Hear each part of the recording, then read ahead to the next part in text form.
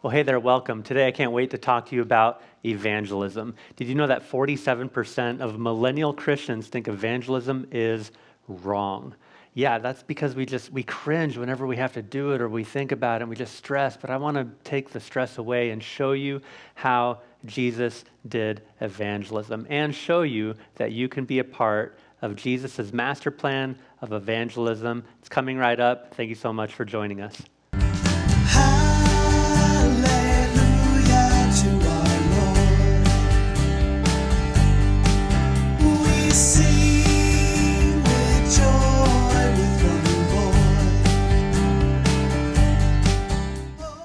Hey, my name is Ben Oje. I am the lead pastor here at NewSpirit.Church. And do you want to hear something crazy I learned about millennial Christians? Whenever I bring up that word millennial, it's like, oh, I can't wait for this. Here it is. It's pretty crazy. Now, in 2019, Barna did a big study on the state of Christian evangelism in America. If you don't know what evangelism is, it simply means the act of sharing the message of Jesus with the intention of converting others to Christianity. That's what evangelism is. Now, here's the crazy fact. Are you ready for it? 47% of millennial Christians think that evangelism is wrong. Evangelism is wrong. That's what 47% of millennial Christians think. And everyone older than that is thinking, I told you there was something wrong with that generation. I told you. Am I so out of touch? No. It's the young ones who are wrong. That's who's wrong. It's the young people. I knew it. There was always something wrong with that generation, and this was it the whole time. Now, before you go judging us millennial Christians too hard, too fast, let me tell you why half of us think that evangelism is wrong. It's because we were taught the cringiest evangelism methods ever when we were being raised in the faith. The first method we learned was the drive-by gospel, and that's where you say like, hey, oh, excuse me. Hey, if you were to die tonight, do you know where you'd be spending eternity?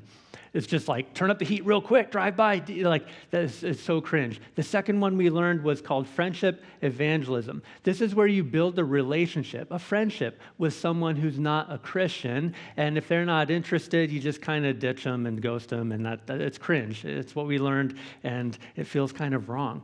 We also learned the Jesus sales pitch. This was like a memorized and rehearsed, like it's 4 steps all laid out in order, and then you get them to say the magic words at the end, and now they're a Christian, and you give them some materials, and you check the box, another one for the kingdom. Oh, it gives some of us like trauma. Just like we can't believe we did that, or we can't believe we were pressured to do that, or I can't believe how it just felt so wrong when I did that. Cringeworthy, right? And I think when we're rejecting evangelism, we're rejecting forms of evangelism that reduce people to a statistic or reduce the gospel to just something cheap and easy. Like we're trying to make the gospel, hey, here's a deal that you can't refuse, like it's some kind of product. And some Christians reject evangelism because they're just rejecting the guilt that comes from doing it, or rejecting the guilt that comes from not doing it. Either way, we feel guilty, and we want to reject the guilt, so we just feel like we should just reject evangelism. And maybe one time you tried to tell someone the gospel, but you fumbled it hard, like you just messed that up. Oh, I feel like such an idiot, and I'm guilty, and I can't believe I did that. Or maybe you didn't try to tell someone the gospel, and now that person is passed on from your life, and you just feel all kinds of shame about that. I can't believe I'd let them go without ever telling them the good news of Jesus Christ like I was supposed to. Man, what an idiot. Man, I cringe at myself, not only when I was supposed to do it, but when I didn't do it. And so we have all kinds of feelings when it comes to this word, this thought about just evangelism. And maybe you've never shared your faith with anyone in your life. And that's because you never felt equipped to do it. Or maybe you felt that every way you were equipped to do it was just super cringy, and you would never do that because you don't want to lose all your friends and people make fun of you.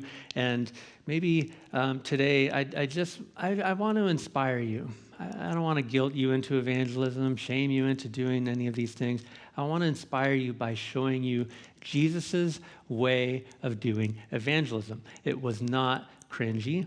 It was super personal, very relational, and the way he did it was very strategic and it was very effective. It worked. And it was also personal, relational. Like it felt good to the people he was talking to and to himself, I'm sure, and the disciples. And I just want to show you his way. The best part about his way is that you can do it too. You can be a part of his method of evangelism. And so today we're talking about Jesus's master plan of evangelism.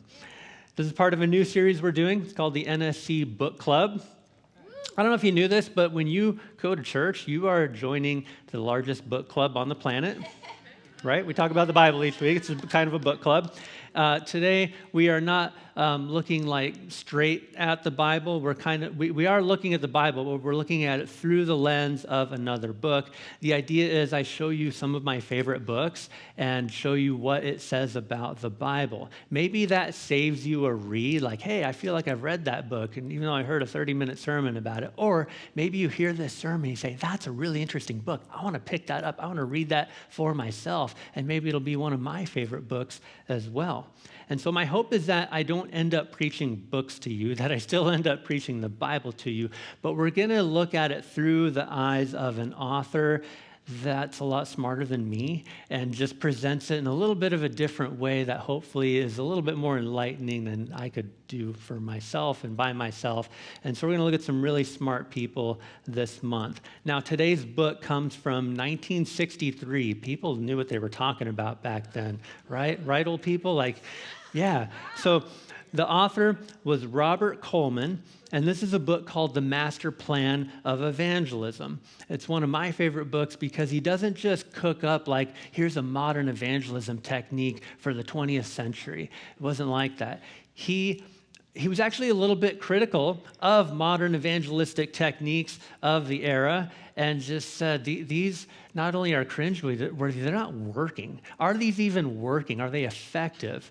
And then he said it can't be denied that churches are busy doing evangelism, but are we accomplishing our objective? Are they getting the job done? Coleman looks at the first century, and he looks back at what Jesus did. What did Jesus actually do with his disciples with regards to evangelism? He looks at Matthew, Mark, Luke, and John, and he asks, what was Jesus' objective? What was the objective, and what were his methods? And did Jesus accomplish what he set out to do? So that first question, what was his objective? Well, Coleman identifies it probably as easily as you could. At the end of Matthew, Jesus says, therefore go make disciples of all nations. That was his big objective. Coleman says that God wanted all men. By men, he means people, okay? He wanted all people to be saved and come to the knowledge of the truth. That's what God wanted. That's what Jesus' mission. That was his master plan. All people saved. All people become disciples. All people come to the knowledge of the truth. From 1% of the world to 100%, that's the master plan. But what were his methods? Coleman said there was nothing haphazard about his life, no wasted energy, not an idle word. He was on business for God. Like a general plotting his course of battle, the Son of God calculated to win, weighing every alternative and variable factor in human experience. He conceived a plan that would not fail. And so Coleman spends the rest of his book just talking about this plan that would not fail, talking about the methods. How did he do it? What were the methods? That's pretty much every chapter of the book is a different method that Jesus did. And we're going to dive right into those just as he does. Today we're answering the question, how did Jesus do evangelism, and how can we follow his method today? He did a lot. I don't usually have 8-point sermons, but we're going to move quickly. Don't worry, you're going to get to lunch on time. First thing he did was selection. Jesus chose a few. Next was association. He said, be with me. Number 3, consecration. He called them to a higher standard, set apart for his use. Number 4 was impartation. He gave all he had. Number 5, he did demonstration. He lived a life worth following. Number 6 was delegation. He sent them to do the same things he did. Number 7 was supervision. He taught them along the way. And number 8 was reproduction. He said, go and do likewise. Here's the bottom line. Jesus' master plan of evangelism was you. People, you. Just ordinary people saying yes to an extraordinary calling from Jesus. That was the plan. It was you all along. And this sermon is for anyone who wants to do what Jesus said to do, which was evangelize the whole world. If you want to do what he said, listen up. And especially for anyone who wants to do it in the same way he did it, not with the tricky 4 steps, not with the cringeworthy stuff. If you want to do it the same way he did it, pay close attention because you can be a part of the same thing he was doing. Number 1, how did he do it? He did it through selection. He chose people. And it all started when he chose fishermen. He chose tax collectors. He chose just ordinary men working ordinary jobs. And some companies, when they're recruiting, they'll go to the university, they'll go to like a job board, and they want to recruit the best talent. Where did Jesus go? He went to the beach. He went to the beach to recruit talent. Look at this verse. It says, as Jesus walked beside the Sea of Galilee, he saw Simon and his brother Andrew casting a net into the lake, for they were fishermen. Come follow me, Jesus said, and I will send you out to fish for people. At once they left their nets and followed him. When he had gone a little farther, he saw James, the son of Zebedee, and his brother John in a boat, preparing their nets. Without delay, he called them, and they left their father Zebedee in the boat with the hired men and followed him. He intentionally selected a small group of people to invest in. He didn't choose the big group of masses. He chose a select few. He understood that movements don't begin with a big crowd. They begin with some dedicated individual people. And he knew that it was going to be depth over breadth. Is that even a word? Breadth that wins the world for him, that leads to long-term multiplication. Jesus didn't neglect the crowds. He didn't neglect the masses, but he spent most of his time with a select few people, 12 in particular, way more than he did the crowds. And he was staking the entire project of world evangelism on 12 ordinary dudes from the beach or from the marketplace, 12 dudes. That was his master plan, was people. For me, in this church, I've spent a disproportionate amount of time on a select few people. I love you. I love the crowd. I love the masses. I love, I'm trying to get the word out on social media and YouTube. I love that, but that is not where I spend most of my time. Think about Mark, and think about Carrie. Think about this is a concrete finisher. This is a homeschool mom. We're trying to do evangelism by investing in not just everyone in the entire world, but if I pour myself into just a few, then this is how the master plan is going to work. Like Jesus, I'm betting that investing more time in a few will be more effective than investing more time in reaching crowds and crowds and crowds of people. And so for you, try this. Just think about, who are your 2 people? Who are 2 people? You don't need 12 yet. You need just 1, maybe 2. If you were to select and invest in 2 people, who would they be? Start with 1, start with 2. Think about someone who they already hang on to your every word. Who looks up to you? Maybe it's a kid. Maybe it's your younger brother or something. Maybe it's a friend. Maybe it's a younger Christian. Who really hangs on to your every word? Who could you invest in that would really listen to your words of wisdom and for that person who already looks up to you, you can give them a great gift of selection. Choose them. And just try saying this: hey, I would love the opportunity to pour into you and help you develop your faith. Remember, they look up to you, and if you said that to them, what would they say? They'd say, yeah, I would love that. I've been waiting for you to ask forever. You would do that for me? I know if someone said that to me, I would absolutely say, yes, I need that. I need to be developed. Thank you for selecting me and choosing me and choosing to pour into me. That means the world to me. You could be that for 1 or 2 people. You might not think of yourself as that important, but someone out there thinks you're that important. And if you gave them that gift of selection, you're on your way to Jesus's master plan of evangelism. So Jesus started by choosing 2. You can start the same way he started. You don't have to go to the beach. You already know these people. Just start by selecting 2, just like Jesus did on that day at the beach. We're going to look at number 2. What did he do after that? How did he do evangelism? He did it through association. He said, be with me. He invited the disciples to be with him in his daily living. Discipleship was relational, even more than it was instructional. Jesus walked with them. He ate with them. He prayed with them. He served with them. He partied with them, and he rested with them. They were always with him, and that's what it looked like to evangelize. It says that he appointed 12 that they might be with him. Think about that. He appointed them to be with him.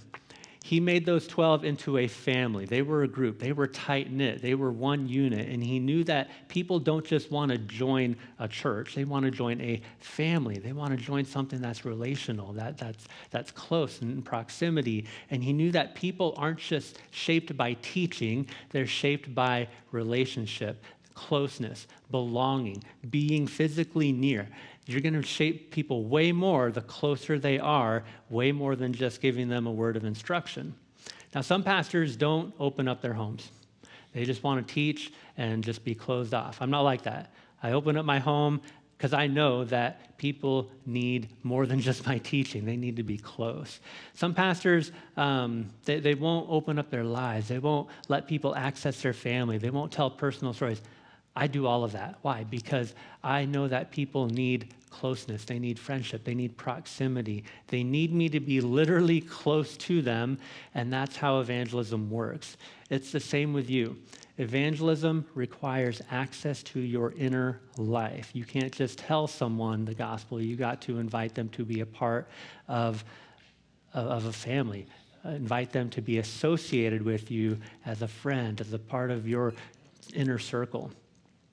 If you're going to be effective with your 1 or 2 people, you need to give them access to your inner life. You need to let them see the real you. You need to be close with them and let them be close to you. You need to include them in what you're doing. And so let me ask you this. Will you, in order to be a part of Jesus' master plan, will you open up your homes like I do? Will you open your homes? Yes. Will you open up your calendar to let people inside? Will you open your calendar? That's how we're going to be master evangelism doers just like Jesus. But number 3, what did he do? He consecrated them. He asked them to be set apart for his use.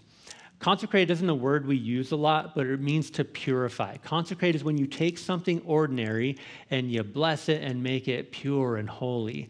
And so some Christians do evangelism by lowering the standard for entry. Like you can still sin, just believe in Jesus. You can keep doing that.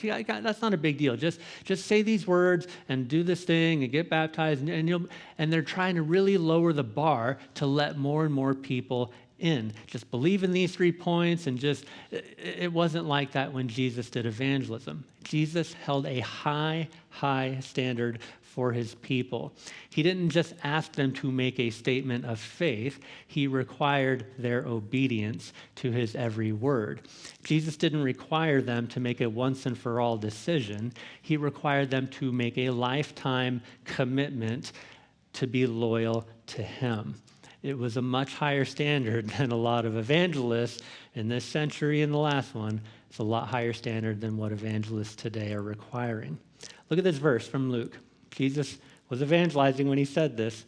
Whoever wants to be my disciple must deny themselves and take up their cross daily. So don't just say to someone, oh, you don't have to leave your sin to believe in Jesus. Like, you don't have to leave your sin to follow him. Like, you do. You have to leave the sin behind you because he's calling you to a higher standard of living and life. And the world doesn't need more stunted Christians who are stuck in sin. They need more bought-in Christians who are going to be more effective in their witness. The world doesn't need more hypocrites who are just struggling to stop and leave their former life. No, they need Christians who are a great witness because they're 100% bought in. So as we're reaching people for Jesus, we have to call them to that high, high standard that Jesus called his people to follow. So will you call them to a higher standard? Will you consecrate them? Yes. Let's do it. Number 4, what did Jesus do? And can we follow his method? He imparted himself. He gave them all he had. Jesus didn't just give them his teaching. He gave them his heart. He gave them his love. He gave them his prayers. He gave them his affection and emotion. He had cried with them. Think about it. Jesus washed their feet. He forgave them when they messed up. This goes way beyond instructional teaching. Jesus gave them his Spirit. He poured out the Holy Spirit on those 12 people. He said, I no longer call you servants. Instead, I have called you friends. Do you see his heart coming through here? This is way more than an instruction. He's pouring out his Spirit. You're my friend. You're more than my disciple. You're more than a follower. You're a friend to me. And the real reason that I tell you every week, I tell you I love you, is because I know you need that. I mean it, but you need all of me. You need my Spirit. I need to impart to you not just a teaching, but some affection and emotion. People need my best, and I'm up here trying to give all that I have. Sometimes I preach with my heart on my sleeve because you need all of me. I'm trying to impart not just a word and instruction, but my Spirit upon you and everyone else, because that's just how evangelism works. In the same way, people need you to tell them something sincere. Try this. Say, hey, anything you ask of me, I'll do it for you. Say, hey, you're a good friend to me. Say, hey, I love you. I don't care if you're a dude. I love you. Just impart your Spirit to them. This is what Jesus did in evangelism. And if Jesus could say those things to 12 dudes, then you could say those things to one dude, right? If Jesus can say, I love you to 12 dudes, and if you ask anything in my name, I'll do it for you.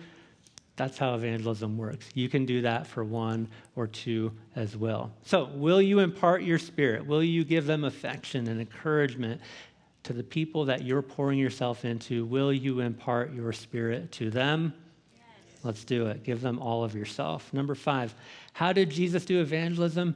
Demonstration. He lived a life worth living. Jesus lived out every single thing that he taught. He did not just say, love your enemies. He actually loved his enemies. He did that. He demonstrated it. He didn't just tell them to read the scriptures. He said scriptures like from his memory. He was in the word so much, he could just say the scriptures. He was living and saying the scriptures. He didn't just tell them to read it. He knew it by heart. He didn't just teach them about prayer. He prayed with them. He demonstrated it. He actually said, copy my prayer. You're going to call this the Lord's Prayer, but you're just going to copy what I'm doing here. Let me demonstrate for you. When Jesus was in the room, class was always in session. That's what it's like for you too when you're evangelizing for him. Look at this verse. I love it. It says, early in the morning, while it was still dark, Jesus got up, left the house, and went off to a solitary place where he prayed. Guess who wrote that down? The disciples wrote that down. They noticed what he did. They noticed the life he was demonstrating. They said, Jesus did this a lot. He just went to a solitary place and he prayed. They weren't reading the Bible. They were reading him. They didn't even believe in him yet. They just were noticing what he did and just started copying him. Before they ever knew the scriptures, they just knew him and followed his demonstration. They started copying him. And it's the same with you. People aren't reading the Bible. They're reading you first. And they're asking, does this guy really pray? Does this person really believe in the scriptures? I mean, they say they do, but are they actually reading it and doing it and following it? Is this person who they really say they are? And if you're living a life worth copying, they're going to copy you. And if you're copying Jesus, they're going to copy you copying Jesus. Do you see how that works? You're demonstrating, and they're just copying you. And so here's how evangelism works. You copy Jesus, they copy you. You evangelize through demonstration. Are you going to demonstrate for them? Yeah. Number 6, how did Jesus do evangelism? He did it through delegation. He sent some to do the same. And Jesus didn't watch them do the mission. Jesus didn't ask them to watch him do the mission. Jesus asked them to participate in the mission with him. He delegated authority, responsibilities, and watch this verse. It says, when Jesus had called the 12 together, he gave them power and authority, that's some delegation right there, to drive out all demons and to cure diseases. Wow, he's saying, you do the same thing I do. You copy me, and I give you the power. I'm delegating this. And he sent them out to proclaim the kingdom of God and to heal the sick. He gave them that authority, and he gave them the responsibility and the task of ministry to do. Some Christians will not delegate their role. They will not delegate their responsibility until someone is ready. Okay, that wasn't Jesus' model at all. He had those disciples curing diseases. He had them casting out demons before they were ever ready. He gave them authority and responsibility and power to do it.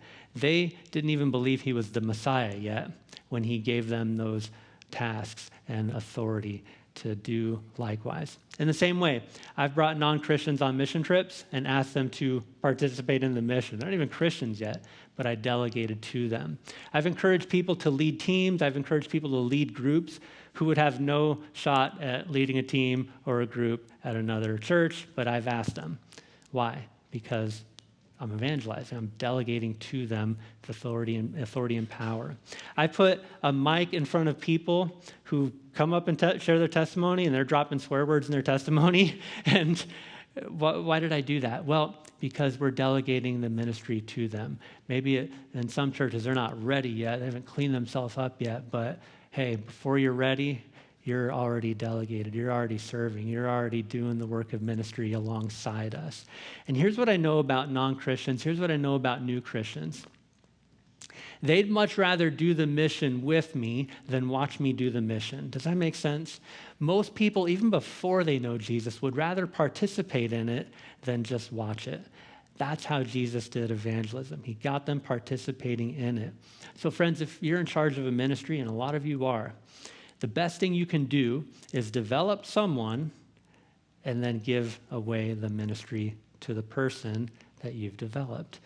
And I've seen just far too many Christians and far too many churches. They're given a responsibility. They're given the power and authority to do something, but they just keep it to themselves. They keep it forever. They will not let anyone, it's kind of a control thing. It might be a little corner of control, but I'm going to keep this. I'm going to do it my way and no one else. No, the best thing you can do, if that's your position, is to develop someone, show them how to do it, and give them the authority and power to do it.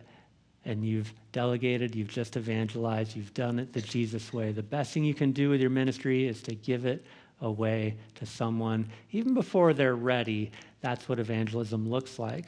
And so if you have a program, if you have a ministry, if you have a role, if you have a responsibility, if you have any form of leadership, Jesus' master plan for evangelism is for you to give it away to someone, to delegate. So will you share the ministry with someone else? Let's do it. Number 7, how did Jesus do evangelism? He did it through supervision. He didn't just delegate and ditch them. He sent the disciples out to drive away demons and cure the sick. Yes, but watch this. It says, when the apostles returned, they reported to Jesus what they had done. How'd it go? I'm supervising you now. Let me encourage you. Oh, that happened? Wow. This allowed the disciples to ask questions, and it allowed Jesus to continue teaching them as they needed, as things come up. It was an ongoing teaching. He didn't just send them out to the wolves. They came back with some stories and some problems, and he continued to teach. It allowed the disciples to consistently improve, and it brought the best out of them as they were supervised by the Master, Jesus Christ. And so whenever we have a young adult, they come back from like a mission trip or a summer leading out of camp, I always sit down with them and ask, hey, how did that go? What happened? Tell me the story. Oh, that happened? That's amazing. Hey, I knew you had it in you to do that, and I'm just so glad you did it. Let me just bless you and encourage you. And that's me supervising in my role as an evangelist. And whenever we have a young adult, they come home from Bible college, they come home from YWAM, I say, hey, let's sit down. Let's talk about how that went. Oh, that happened? What did you learn? And not only what did you learn, How's that education now going to take you into your calling, into your next step? Let's talk about that. That's ongoing teaching, that's supervision. Whenever we have a new community group leader, I always say, hey, how'd that meeting go? Oh, you had a talker in your group? Man, aren't those talkers just worse? Here's how I deal with the talker in my group. You ever had that in your group? Someone who just talks and talks and talks, and you wish the leader would do something about it, and then the leader of leaders says, hey, here's how we deal with that, and let me just continue to teach you as we evangelize this church and this world and these people. Friends, you weren't meant to develop someone and then forget about them. That's not how Jesus did evangelism. Watch what he says. He says, therefore, go and make disciples of all nations. And surely I am with you always to the very end of the age. I am always with you. I'm supervising, I'm encouraging, I'm continually teaching. And in the same way, yes, you should delegate, you should send, but also you should say to them, I'm always with you. I'm just a phone call or a text message away. I'm with you. And so as we send people, we also check in with them. We ask them how they're doing. We give them our ongoing support. And sometimes, I don't, in this church, I don't have anyone like, I don't have a boss in this church except Jesus. I don't have anyone to just say, hey, how's it going? But sometimes I have a mentor from like a previous church or from my training. They'll just text me and say, hey, how's the ministry going? They're supervising, they're checking in. And I say, thank God you texted me. I have like 100 questions. I have no idea what I'm doing. Please help me. I need that ongoing teaching. Someone's building into me, and they're thinking about that as they're thinking about the master plan of evangelism. They're thinking about me. How can I continually support and encourage Ben? And that's you. You're going to be that for someone else. And will you do that? Will you not only send, but will you supervise? Will you do it? Yes. Number 8, it's the final one. How did Jesus do evangelism? It was reproduction. He said, go and do likewise. Jesus expected his disciples to make more disciples.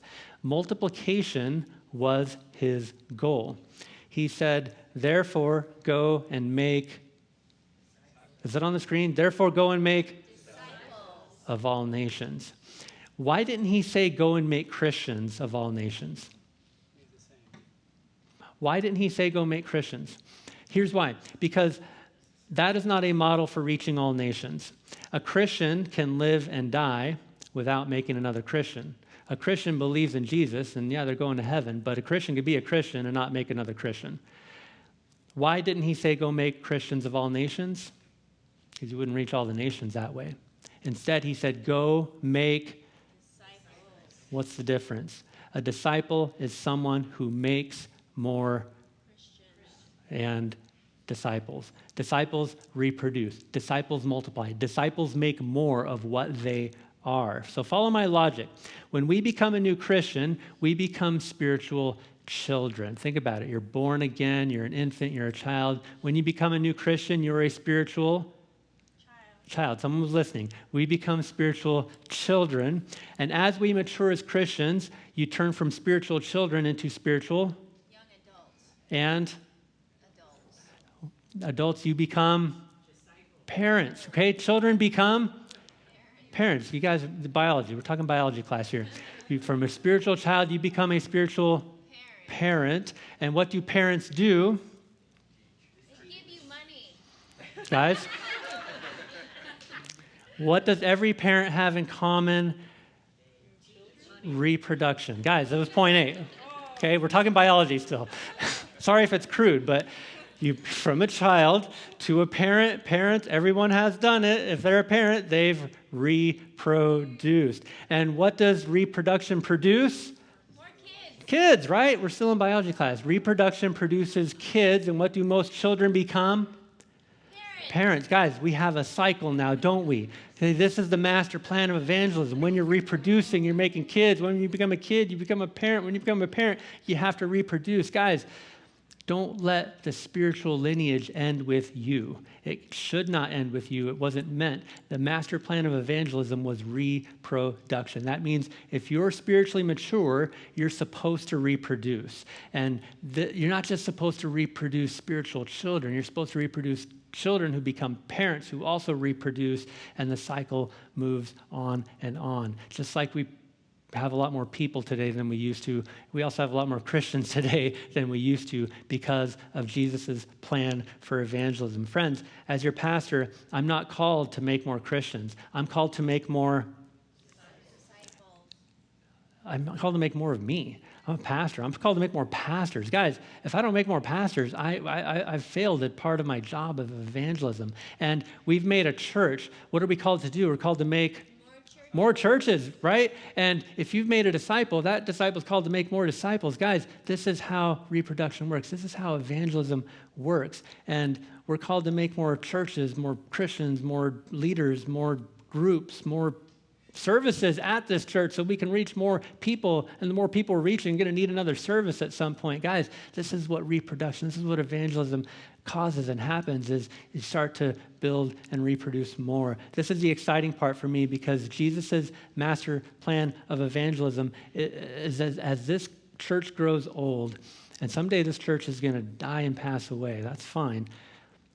But before it does, we're going to have started like 3, 6, 12 more churches. No big deal. This church is done, but look at all the ones that started that were reproduced as a result of this ministry. When I'm old and gray and I'm done being a pastor, no big deal. We've trained like 3 pastors since then. One of them is going to be more than qualified to do this. And we're going to have kids becoming missionaries because we've reproduced evangelists and disciples. We're going to see community group leaders training more community group leaders to start more community groups for more Christians to become disciples and more children to become parents and so on and so on. And so when someone steps down and says, hey, I can't be a community group leader anymore, no big deal. You've already trained up 3 more, and one of them will gladly step up for you, and the 2 you've started will gladly take some people. Like, this is how it goes when we reproduce, and this was the master plan. Whenever someone is called to stop leading a group, it's no problem. Whenever God calls someone home, no problem. God's called me home, but I've already made 3, 6, 12 more of me before I left this earth, and that was Jesus' master plan for my life as part of his master plan of evangelism. Guys, this is why Christianity it's the biggest movement of all time, and you're a part of it. And it's not because Jesus personally preached to 2 billion people. It's because he invested deeply in 12 people who reproduced and reproduced. That was his master plan for a worldwide movement. And the exciting thing is you get to be a part of that. And you already are a part of it because you're part of a spiritual lineage that stems from those 12 all the way to this corner of the world today. You're one of 2.5 billion stemming from that movement, stemming from that investment, that master plan. Now you're a part of it. Someone invested into you to develop you into a spiritual child, and you're becoming a spiritual parent. And as you become a parent, you're going to reproduce, and you're going to continue the worldwide movement, the master plan of evangelism. So, can you commit to reproducing more disciples? Can you reproduce? Can you start with just 2? Like Jesus did. Can you start with 2? You can do it. So, Jesus' master plan was you.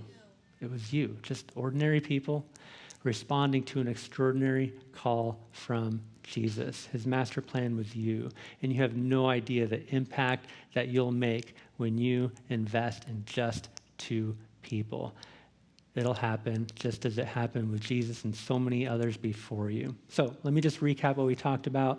We talked about evangelism. It's kind of a dirty word because it evokes thoughts of just high-pressure sales tactics, pushy Christians, and just cringy methods.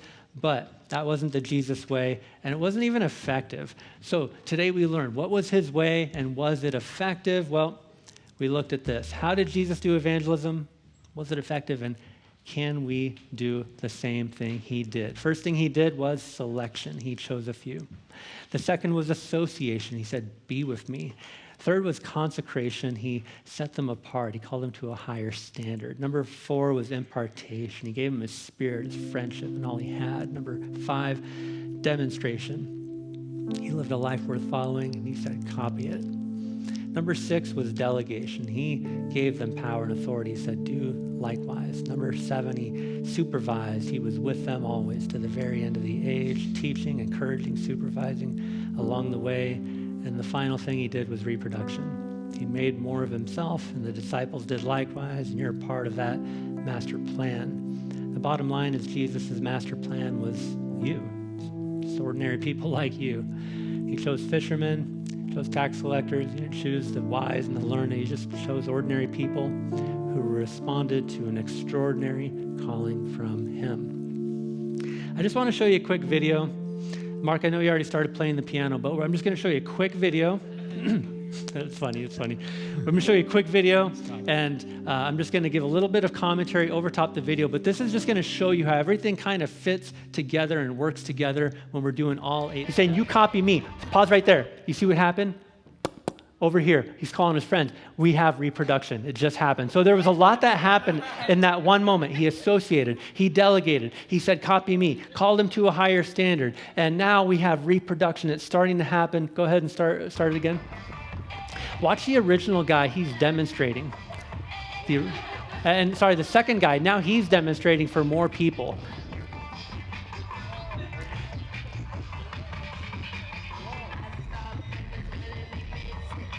Watch what happens. You're going to feel weird at first, but we've just demonstrated. Now we have more.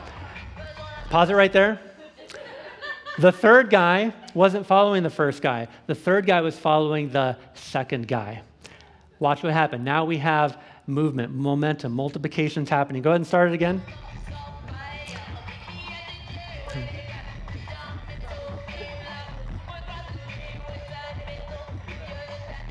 This person's thinking about joining.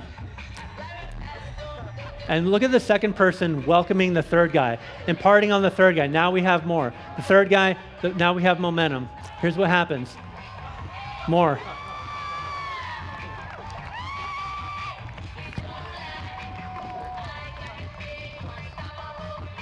Now we've got a crowd.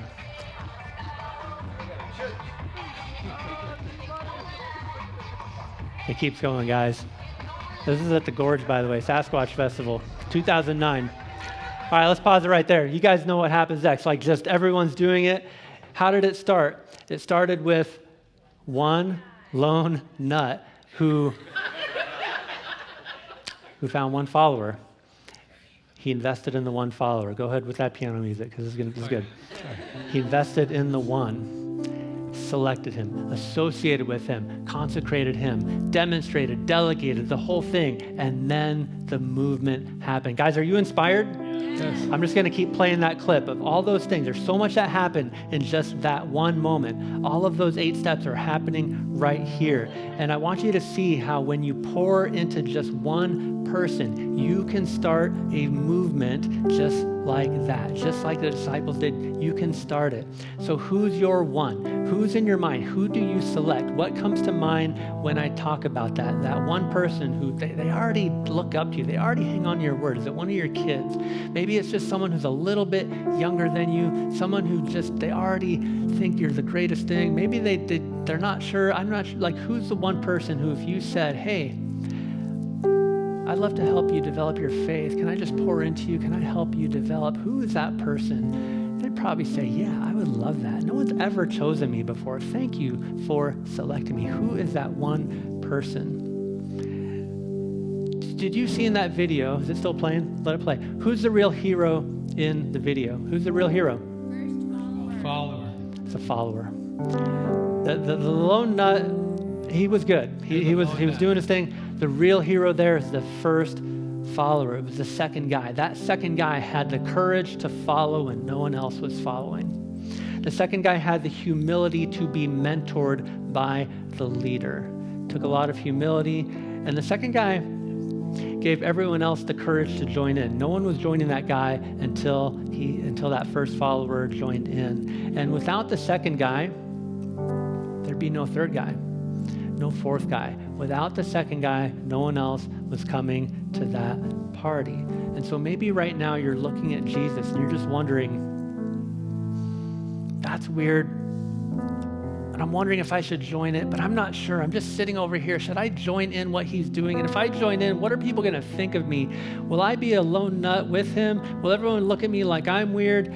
You're just wondering, should I jump in and do what Jesus did, or should I just stay over here with the crowd? Am I going to lose all my cred if I step out and try and be like that guy? But I have a Bible verse that's talking straight to you about this. It says, "To this you were called because Christ suffered for you, leaving you an example that you should follow his steps." Okay, that means Christ suffered for you to save you from sin. That's incredibly good news. And it means that he did that so he could call you out of that life of sin, out of that life of selfish living, and into a life that's following in his steps, into a life that's part of his master plan of evangelism. He's called you out of that so he can call you into this, so you can just copy him and follow his steps. At NewSpirit.Church, we preach not only so that you can learn God's word. It isn't just about instruction. It's about applying. It's about doing it. It's about demonstrating what he did. So I just want to ask you to close your eyes for a moment. Just bow your heads. Just really focus on God in this moment. Think about him for a moment. And maybe you're deciding today, I need to get off the sideline. I need to follow Jesus. I need to stop caring about my reputation. I need to follow him 100%, not 10%, not 50%, 100%. I need to follow Jesus. Ask yourself if that's you. And if that's you, would you just raise your hand? Just say, I need to follow Jesus 100%. Raise your hand if you're deciding today. Thank you for those hands. Thank you. I know that, thank you. There's a couple. Thank you. You're deciding to follow him, and thank you for indicating that with your hand. Now, some of you, you're deciding a little something different, that you've been using Jesus. Think about this. You've been using him as your salvation guy. Thank you, Jesus, for dying for me. Thank you for the gift. But you've been just kind of using him. But today, you're going to actually start copying him. You're going to start actually trying to do the things he did. You're going to actually start trying to live the life he lived. Today, you're deciding to stop using him for his gift and start trying to actually be like him. If that's you, would you just put your hand up? I'm deciding to copy Jesus. I'm deciding to not just use him, I'm deciding to copy him and his ways. Thank you for those hands up and those decisions. I have one more for you. Some of you need to decide, I'm going to stop avoiding evangelism.